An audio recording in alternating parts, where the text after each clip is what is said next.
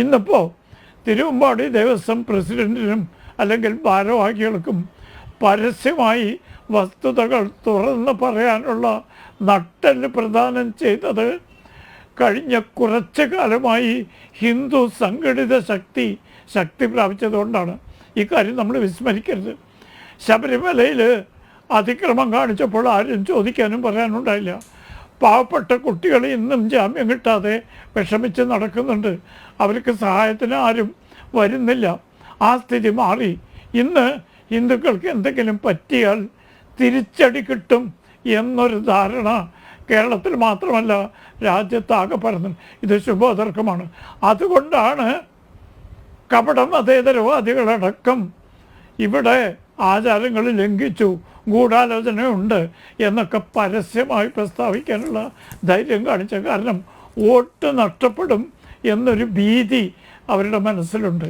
അപ്പോൾ വോട്ട് കിട്ടുന്നൊരു സമൂഹമായി ഹിന്ദുക്കളെയും മാറ്റിയെടുക്കുന്നതിൻ്റെ ആരംഭമാണ്. മറ്റ് ചില സമുദായങ്ങൾക്കാണല്ലോ പ്രീണനം. ഇവിടെ വെള്ളിയാഴ്ച പച്ച എന്നൊക്കെ പറഞ്ഞ വർഗീയവും എന്ന് പറയുന്ന ഒരു സ്ഥിതിയാണ് ഈ രാജ്യത്ത് നിലനിൽക്കുന്നത്.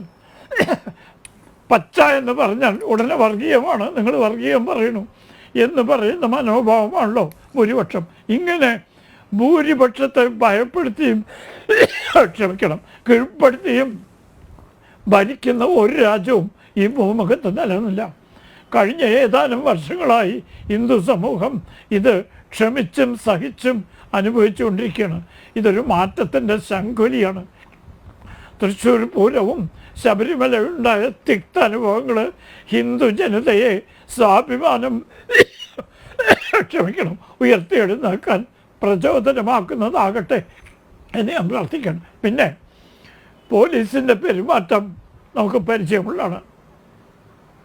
IPS ഉദ്യോഗസ്ഥന്മാർ പലപ്പോഴും പെരുമാറുന്നത് കണ്ടാൽ സാധാരണ പോലീസുകാരൻ പോലും ലജ്ജിക്കും. അത്തരത്തിലുള്ള ഭാഷയും അഹങ്കാരവുമാണ് അവർ നിസ്സഹായരായ ജനങ്ങളുടെ നേരെ കാണിക്കുന്നത്. ഇതിന് കടിഞ്ഞാണിടാൻ ആഭ്യന്തര വകുപ്പിനോ മുഖ്യമന്ത്രിക്കോ കഴിയുന്നില്ലതാ എന്നുള്ളതാണ് ഏറെ ദുഃഖം. ഏതായാലും ഒരു കാര്യം തീർച്ചയാണ്, ഹിന്ദു ആചാരങ്ങളും അതിനെ തുടർന്നുണ്ടാവുന്ന ഹിന്ദു വികാരങ്ങളും ഹിന്ദു ഐക്യവും ഭയപ്പെടുത്തുന്നതാണ് എന്നൊരു ബോധം ഇന്ന് വന്നിട്ടുണ്ട്. അത് ഹിന്ദുക്കളെ സംബന്ധിച്ചിടത്തോളം ദീർഘകാലമായി നേടിയെടുത്തതാണ്, ആരുടെ ഔദാര്യമല്ല.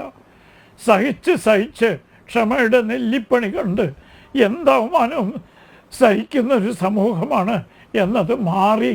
ഇപ്പോൾ അവരെ വ്രണപ്പെടുത്തിയാൽ, അവരുടെ വികാരം മുറിവേൽപ്പിച്ചാൽ ചോദിക്കാനും പറയാനും ആളുണ്ട് എന്നൊരു സ്ഥിതി വന്നു. ഇത് തന്നെ എൻ്റെ അഭിപ്രായത്തിൽ വളരെ വലിയ മാറ്റമാണ്.